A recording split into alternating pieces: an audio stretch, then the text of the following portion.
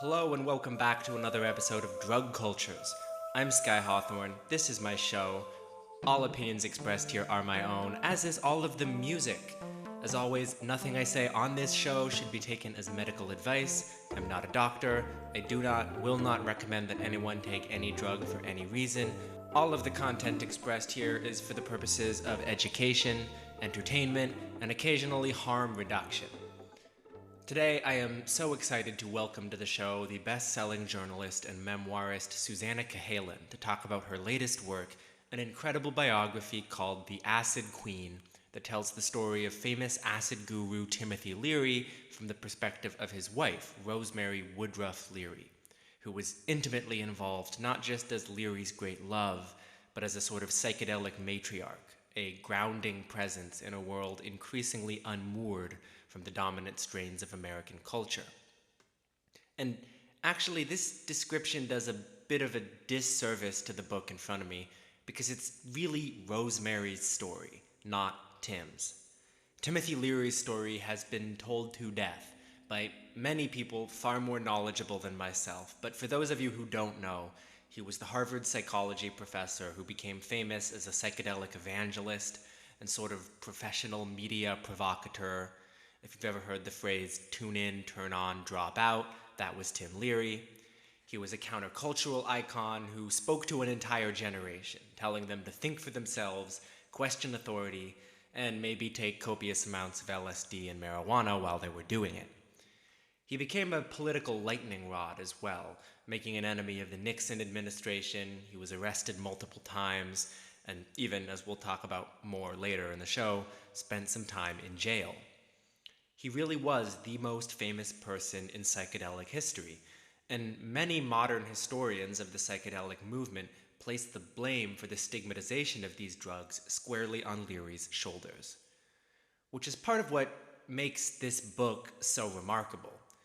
Susannah does an incredible job of taking the most famous person in psychedelic history and turning him into an ancillary character. Now, Rosemary's story is really interesting for a lot of reasons.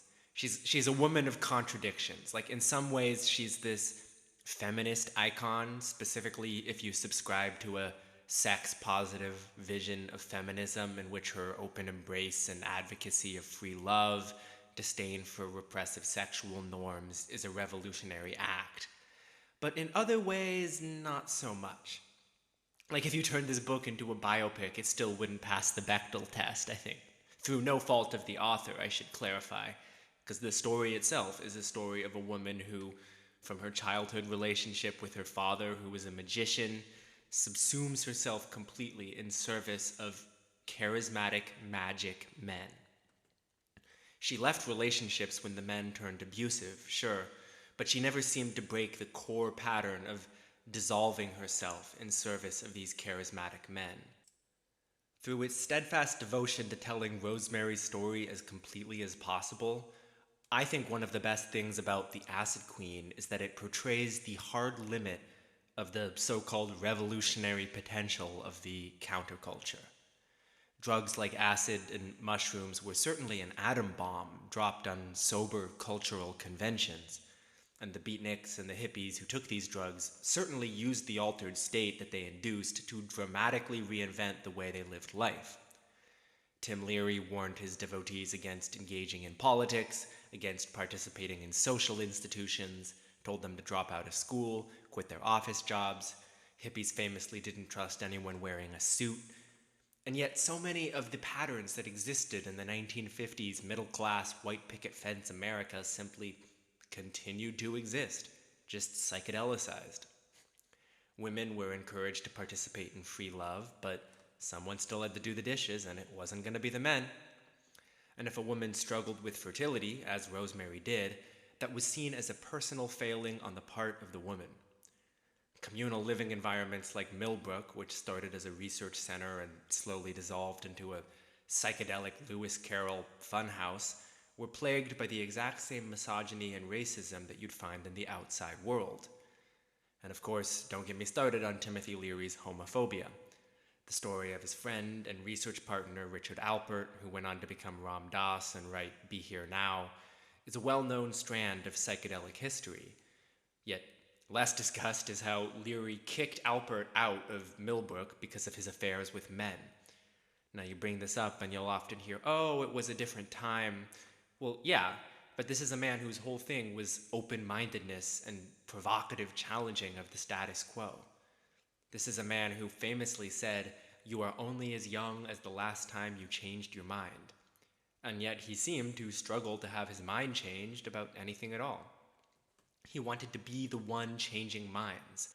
So this is an incredibly important story to tell in this current moment, when the psychedelic hype machine has ratcheted up to 11, when these molecules are being used for medical, spiritual, recreational, and even military purposes with increasing openness.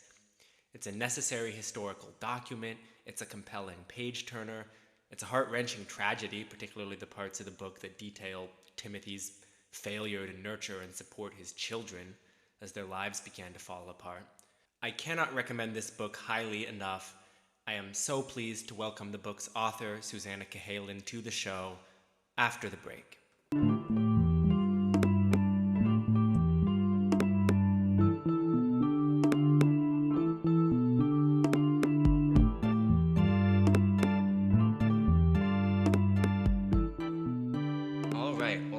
So incredibly pleased to have on today's episode of Drug Cultures Susannah Cahalan. She is the author of Brain on Fire, My Month of Madness. She's the author of The Great Pretender. But I'm here today to talk with her about her most recent book, The Acid Queen, The Psychedelic Life and Counterculture Rebellion of Rosemary Woodruff Leary. And I have to say, it's truly one of the most remarkable biographies I've ever read. Oh my gosh. I really, truly cannot recommend it enough. So to get things started, tell me a little bit about what made you want to write this biography. What drew you to this story? Were you steeped in psychedelic mythology, the Timothy Leary story already before starting the book, or was it all a discovery for you? Well, Sky, first I just want to say, like, how nice, how meaningful it is to hear that the book connected with you. I think for people who get it, they really do. Like, it's been an interesting experience in terms of like people's reaction to the book. So when people really understand Rosemary, it just always makes me feel very good. So thank you for that. But how I got involved, I was not steeped in the mythology. I mean, in my second book took place around the same era, a little bit later than the kind of onset of the major kind of so-called first wave. But it was from the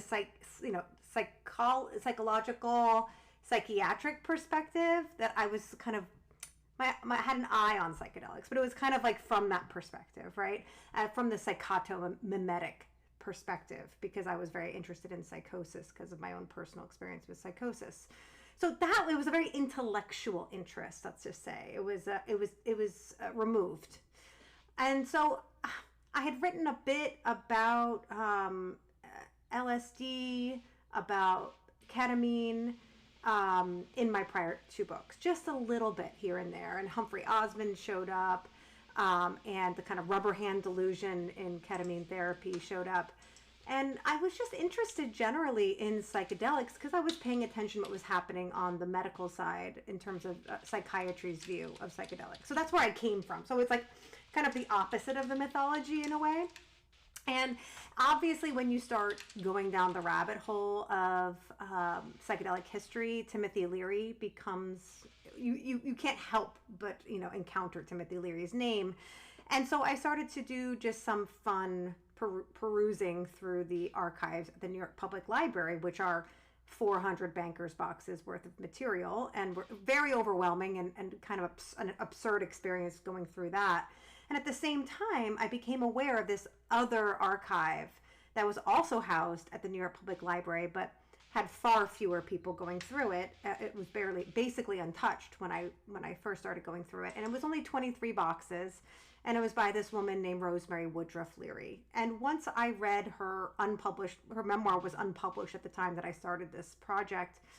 Once I read that, I thought, this is a fascinating woman who deserves to have a story told, who allows me to kind of not only look at psychedelic history, but the countercultural history through a new lens. And that's kind of what initially pulled me into this subject matter, was kind of an intellectual interest in psychedelics, but then it was her personal story that really got me going. Well, yeah, that's such an interesting angle to pursue this conversation from, your background with psychiatry and psychiatric illness. Because there really is this, when you look into psychedelic history, there's this sort of permeable membrane between the world of these psychedelic luminaries. I mean, you have guys like Ken Kesey, who was famous as the merry prankster, and then goes on to write One Flew Over the Cuckoo's Nest, which is one of the earliest sort of modern seminal portrayals of mental illness and a psychiatric ward. So you do see this overlap in these worlds. But yeah, the book that you have written, though, is really not about that sort of the mental aspect of psychedelics. It's like a sociology book. Like, it is really a fascinating commentary on society, and it's not a story about Timothy Leary either, really. It's about Rosemary. You make this conscious choice to center her and to tell your story. Talk a little bit about what made you choose to do that, and like what you see gets glossed over by other historiographers. Absolutely. I'm so glad you said that, because it was so important to me that this was Rosemary's story. And in fact, in my kind of a little author's note at the beginning, there are plenty of times, because Timothy Leary is so hypergraphic. He was a self-mythologizer, so he wrote constantly about this time. I had almost like the luxury of too much information, because I had her diaries, I had her tax returns, I had her memoir, and I had all of his writing. So I had so much information, and sometimes they aligned and sometimes they didn't. And I made a note saying, in this case, I am going with Rosemary's version of events, because the kind of popular take of that time and of Leary's kind of legacy has been shaped by Leary and the people who followed him. So this felt like an active decision to go with a bit of a counter narrative. Of course, some of her narrative does support his legacy, and that was a big part of her, big chunk of the 7 years she spent married to him was really propping him up, or with him, not married to him, but with him, was really propping up that legacy. So some of it has a conversation with each other and they're in agreement, but then when they're in disagreement, I made the decision, this is Rosemary's story. And, Leary is a very charismatic, complicated, almost like operatic human.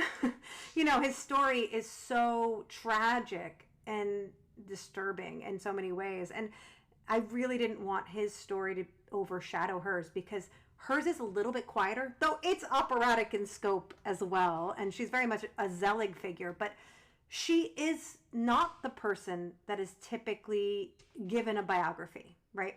She is not a writer. She wasn't a published writer, at least in her lifetime. She's not an artist by kind of any typical kind of, definition of that word. She wasn't a singer or an actress. She wasn't a journalist. She was someone who kind of bore witness to this time and helped shape it from behind the scenes. And it felt so exciting to give this person a voice, because in doing so, you kind of take in a whole chorus of voices that haven't been heard before, even if it's indirect. So to me, this was an opportunity to not only tell her story, which had never been told, but kind of tell a type of story that hadn't been told before. Talk a little bit about how she influenced the psychedelic milieu from behind the scenes. Like, what do you feel, having studied her, was her lasting legacy on the psychedelic movement?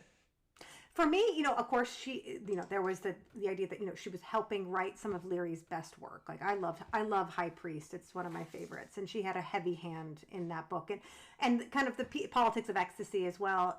She was helping him write his speeches during the time he was most I wouldn't say most notorious, but his notoriety was rising, but it also still was under this kind of, okay, he's an ex-Harvard professor. We're kind of taking him seriously. He's a lightning rod. She was helping him during that time when I think his career was at its kind of apex. And so you have that. So you have the kind of mantras of the time. She's shaping that.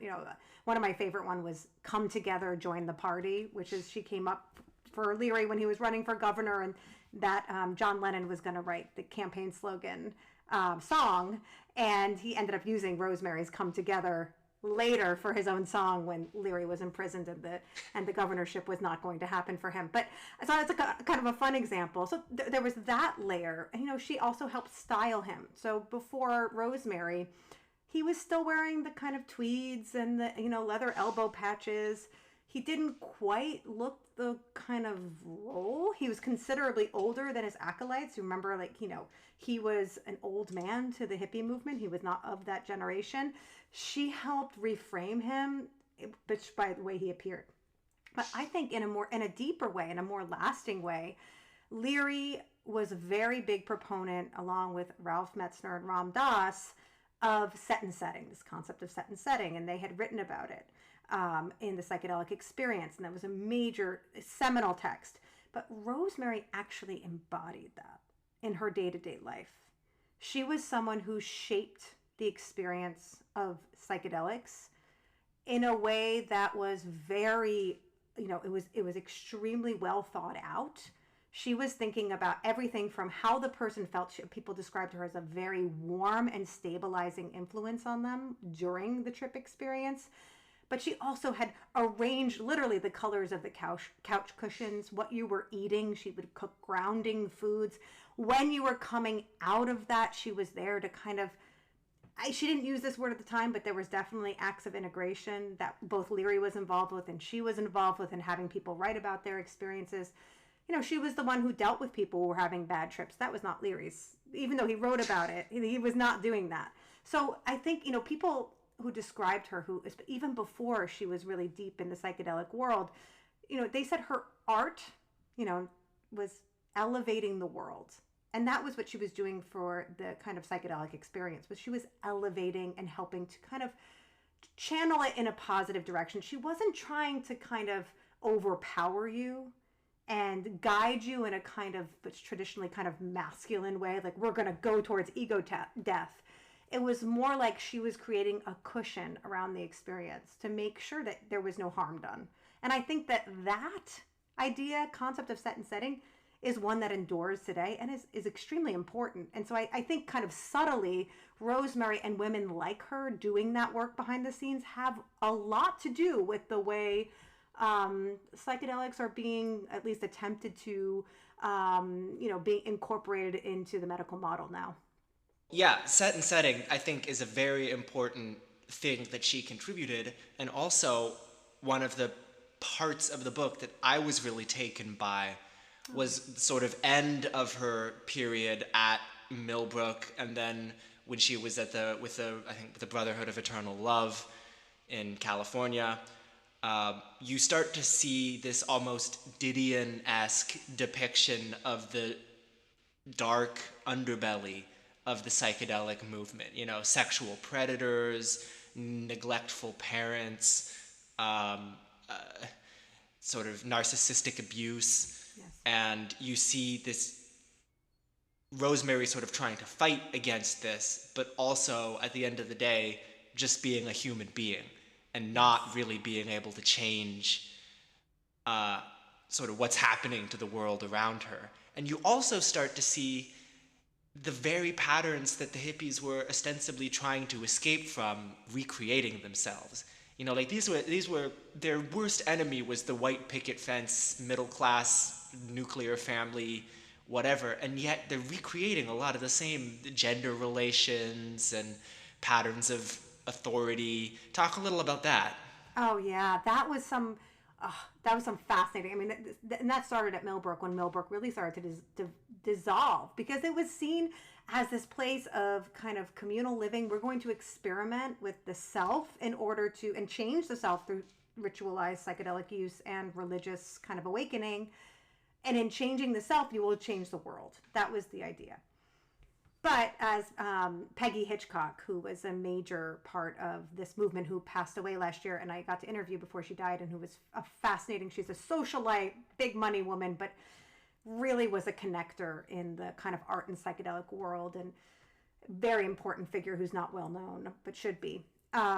She said, that all talks of revolution ended with one question: who's going to do the dishes?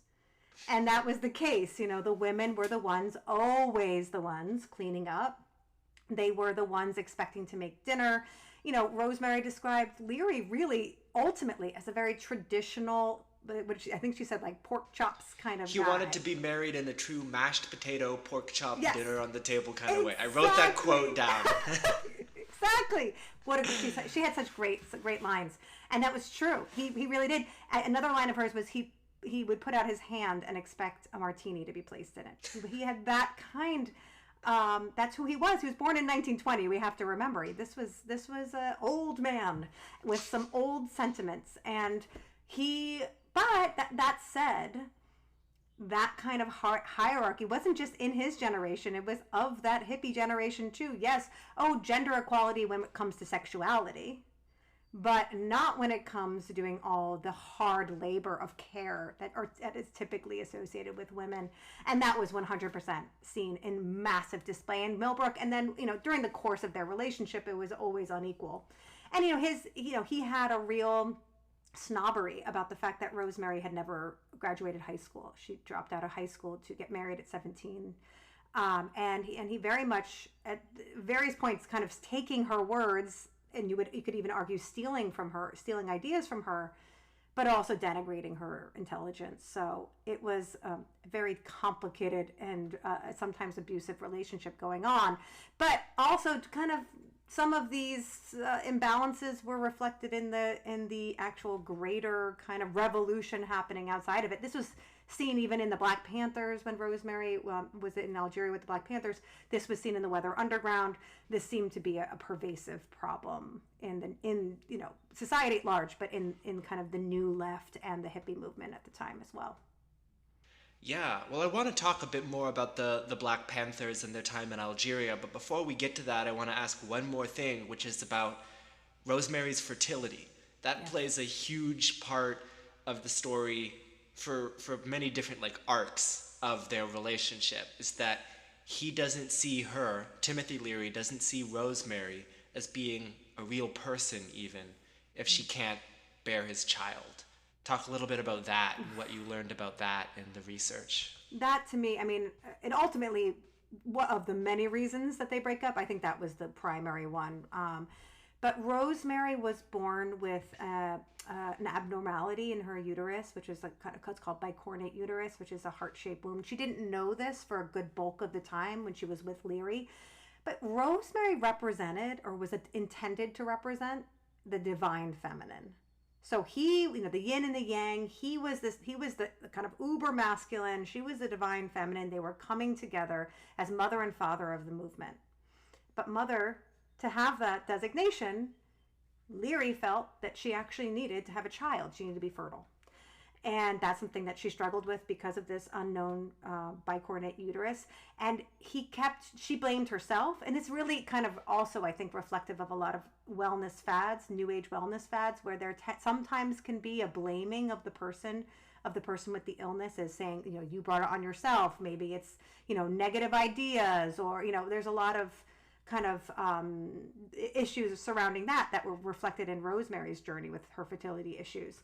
But, so as this kind of stand-in for this divine feminine, not being able to get pregnant was a huge problem for the Leary brand. And personally for Rosemary, because she did want to be a mother. And at one point, as you mentioned, she overheard Leary talking to a group of people and saying, no one is real until they have children. And this was after, going around the world trying to find all sorts of kind of quote unquote natural ways of boosting her fertility, which didn't work. He saw how hard she wanted it, but it was this underlying idea that it was her fault. That if she worked harder, purified herself, believed more, that this would happen. And so this was some kind of issue within her, within her belief system, really.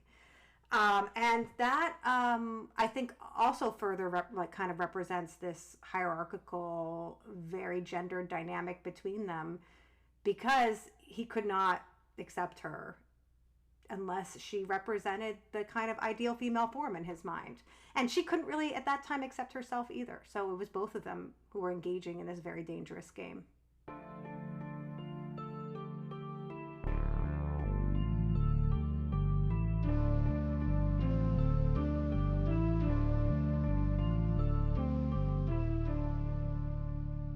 I do want to talk a little bit about, really this book feels like it's divided into sort of two phases, and that those two phases are marked by Timothy Leary's arrest and his, or actually more accurately, Rosemary breaking him out of jail and the two of them going into hiding.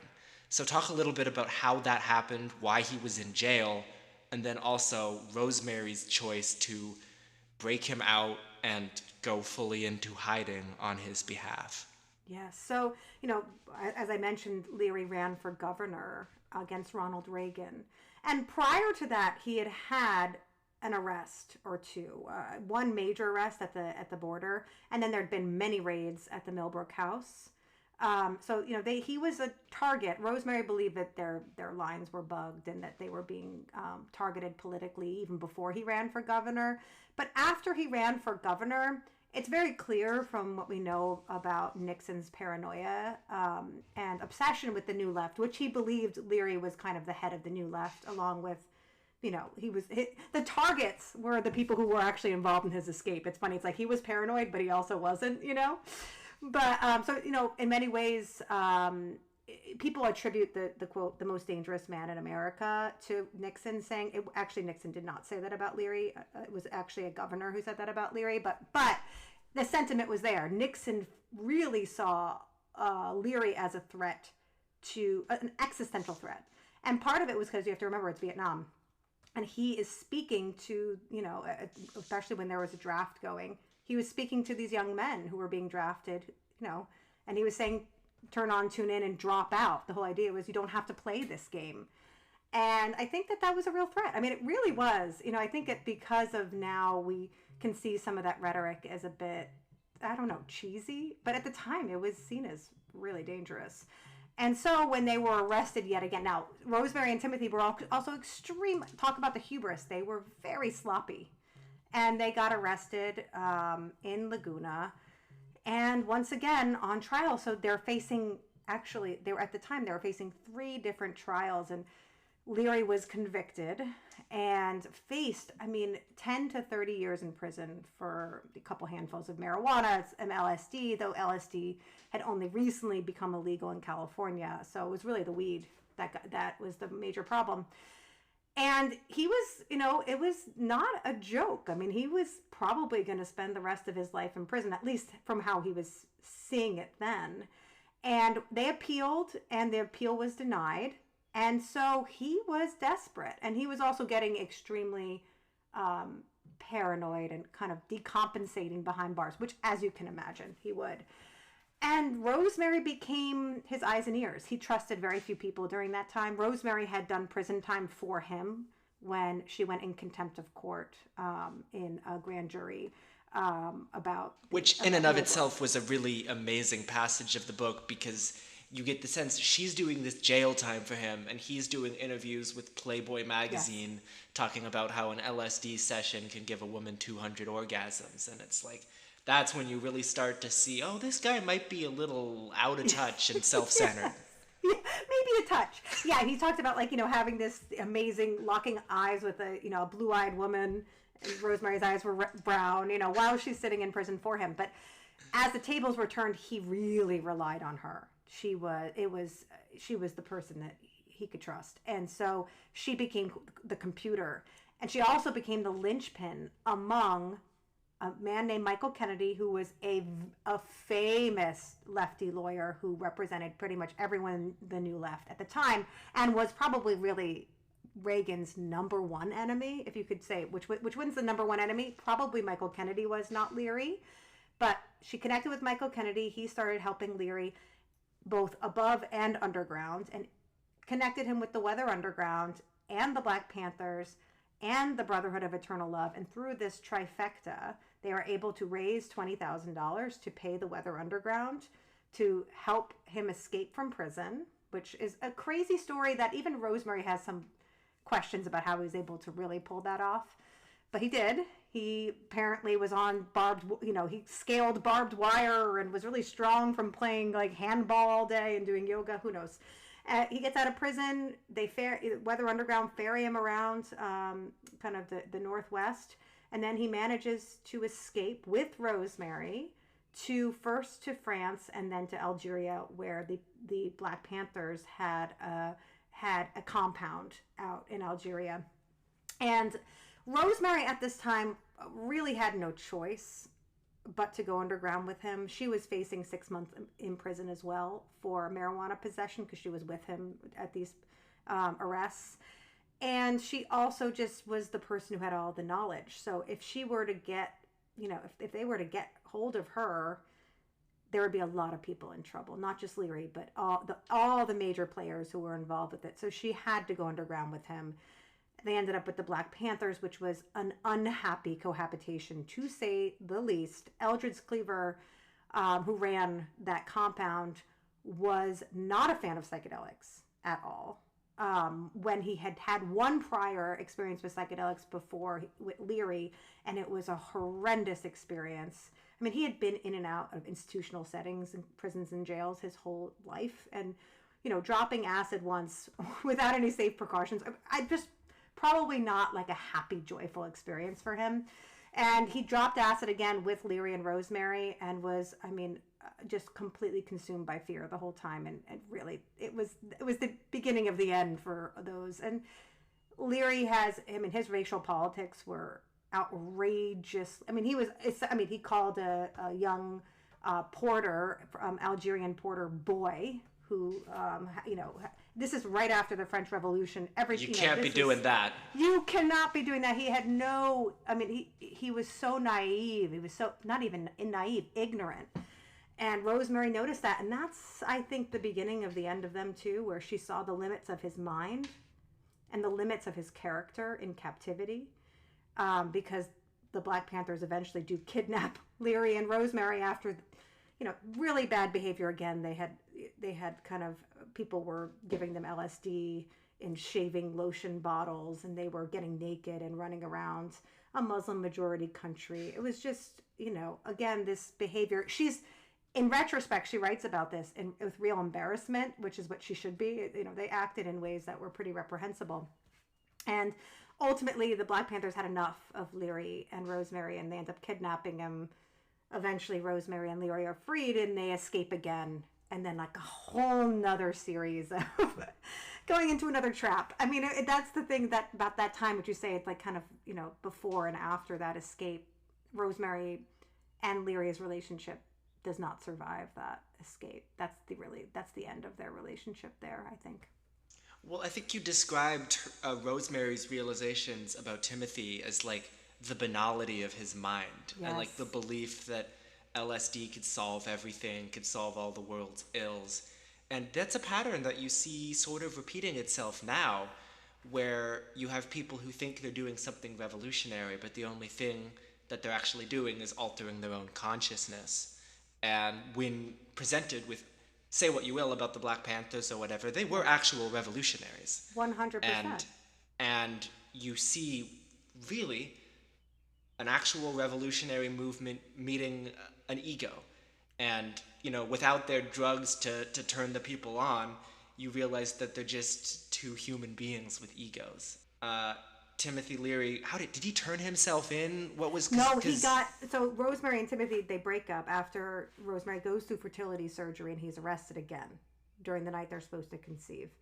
And he's in a Swiss prison. There's an arms dealer who now has his copyright and is really pulling the strings. A very shady character. There were so many shady characters where they were in the run in Europe and Rosemary ultimately in South and Central America. But they break up. She goes off with a friend of hers, her lover, John Schul, and they have these wild adventures they stayed in Switzerland, then they were in Italy, and then they got news that Leary had gone to Afghanistan while still running from the law, which was the worst place you could do it, because at that time the U.S. was really cracking down on heroin coming out of Afghanistan, and there was some kind of extradition agreement between Afghanistan and the U.S. at the time. And Leary's caught there with his lover, Joanna Leary, and he's extradited to the U.S., and there he fully cooperates. And the main person he gives up is Rosemary. And he doesn't just give her up, but he traces all of their planning of the escape from prison through their love letters, which were in code, which were wild to see because Rosemary's brother had these letters and they had never been seen before. So you could see, oh, Aries is the code word for Michael Kennedy, and you really had to decipher them. And the reason why I could decipher them was because Leary deciphered them for the FBI. And when we got the FBI docs, it was clearly outlining how Leary helped the FBI crack those codes. So Rosemary became the person that they were after because Leary on the stand against Michael Kennedy and the Weather Underground and the Black Panthers alone, not a reliable witness, but Rosemary, the computer, more reliable. They'd have a better case. So they were really after her. And that's when they went underground in South and Central America. And then eventually, after about 4 years there, they returned to the United States. And she lived for 25 years, living under the pseudonym Sarah Woodruff and running a bed and breakfast in Cape Cod. It's just wild. It truly is wild. And yeah. I feel like it's an under-discussed aspect of Timothy Leary's legacy that he betrayed his wife. Yeah. Right? He betrayed his followers too, and he rebuked John Lennon. Yes. There's just some very strange details in that section of the book, but I had not known that he ratted on his wife, and I was familiar with the Timothy Leary story. So I just think that's something that it's very important that you're getting that on the record. It's not that he was all bad or whatever. He had a very important legacy. Yeah. But he had these really dark legacies that I think in a lot of spaces are papered over. People are more than willing to critique the influence he had on the culture and on how psychedelics are viewed, but there's not a whole lot of criticism on his personal failings.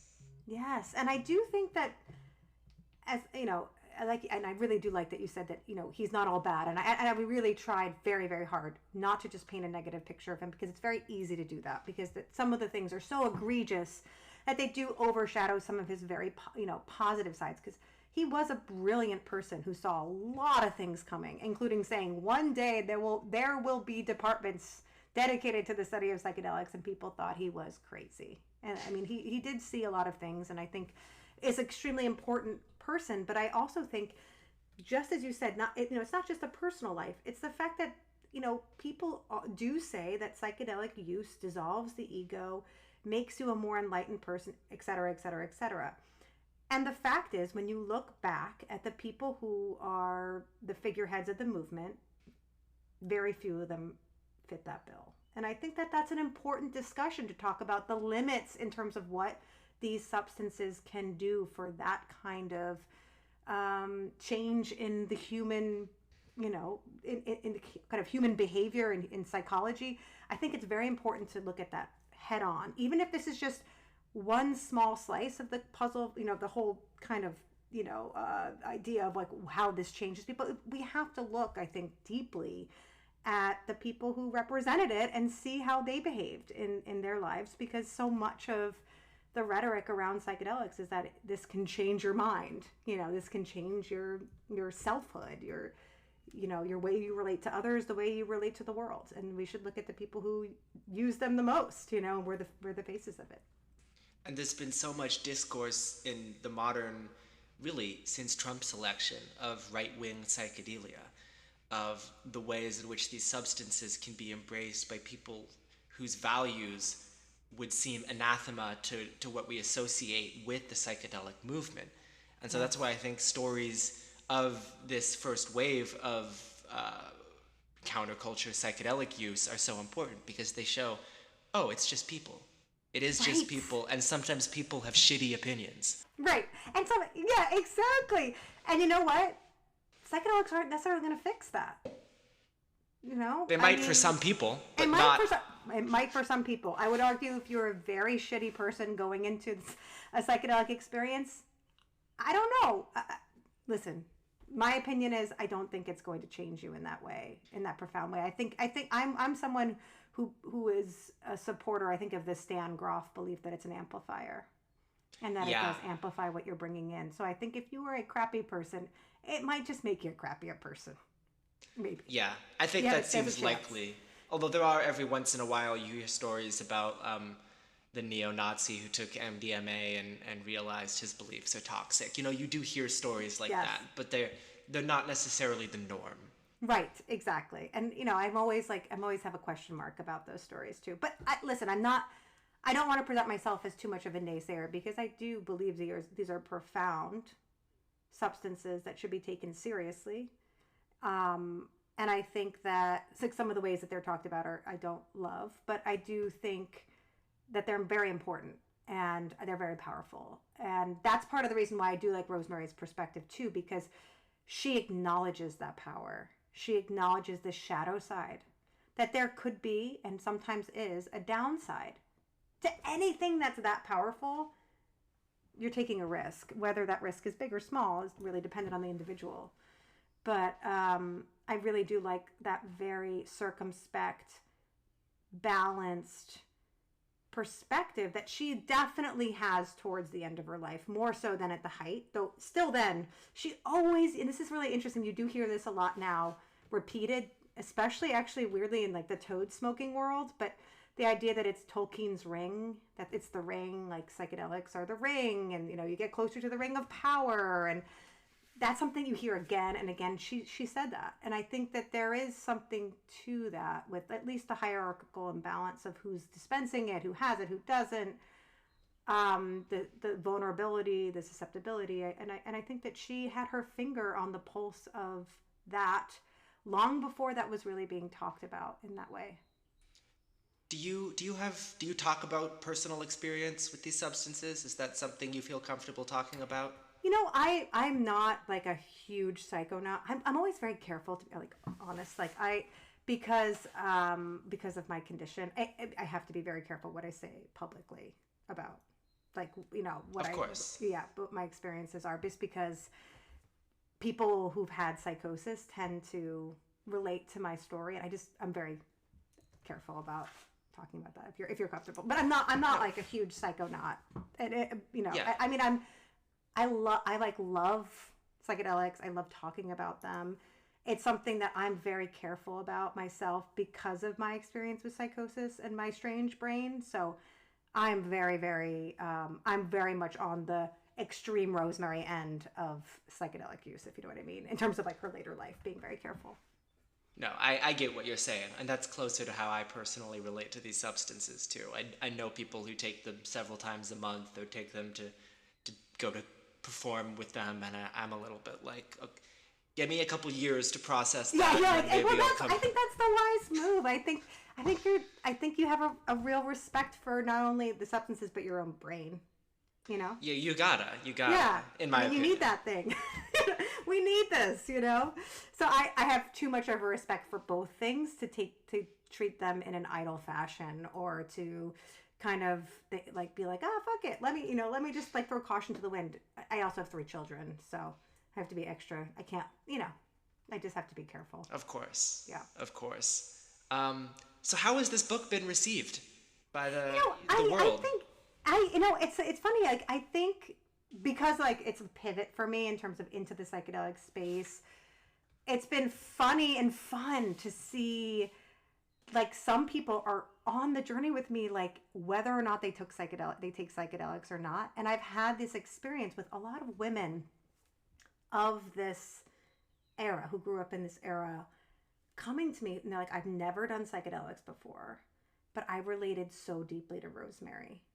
And that has been incredible, because I really wanted this to be like a story that people could relate to, whether or not they have taken psychedelics.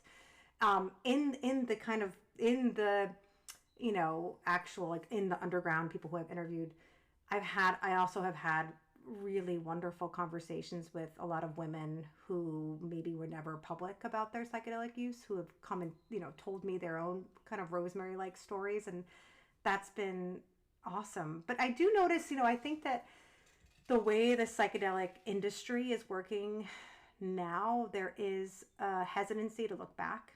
People don't want to look at that era. They want to pretend like it didn't happen. And that's why I do also think I think it's important.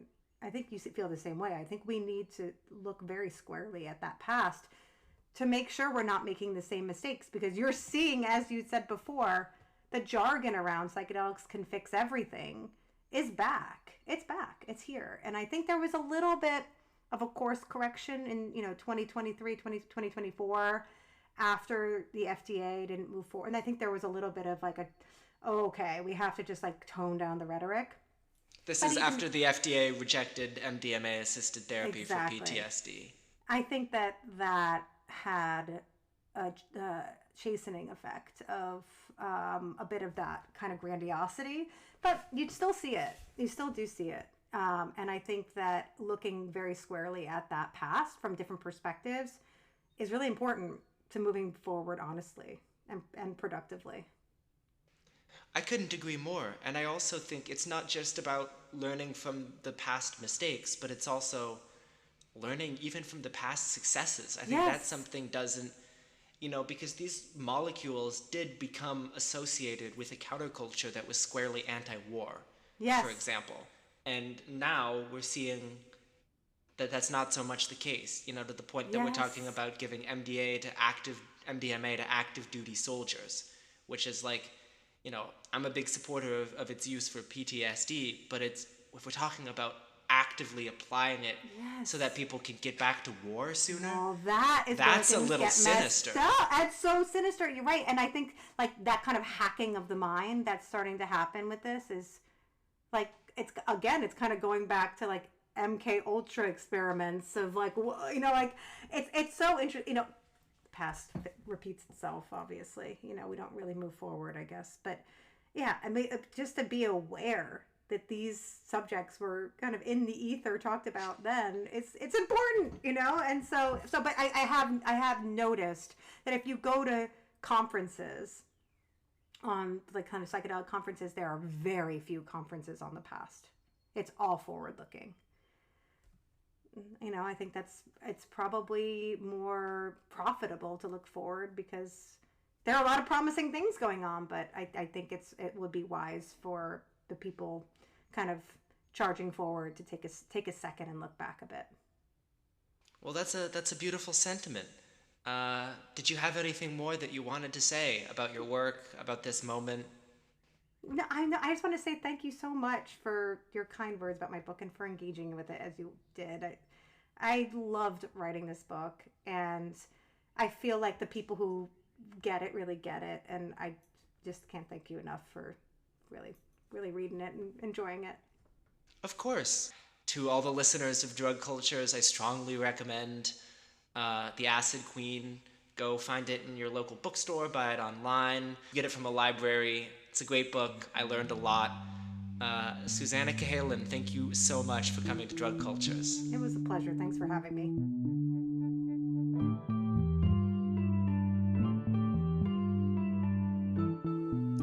All right. Thank you so much for listening. I hope you enjoyed that interview with Susannah Cahalan.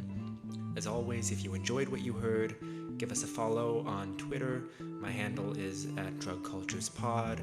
Give the show a follow at consciousness_cultures on Instagram. If you have any questions, think I got anything wrong, have an idea for an episode or guest you'd like to hear from in the future, I am always all ears. Also, please make sure to give the show 5 stars wherever you listen to it. I don't know if that makes a difference, but I like to believe it does.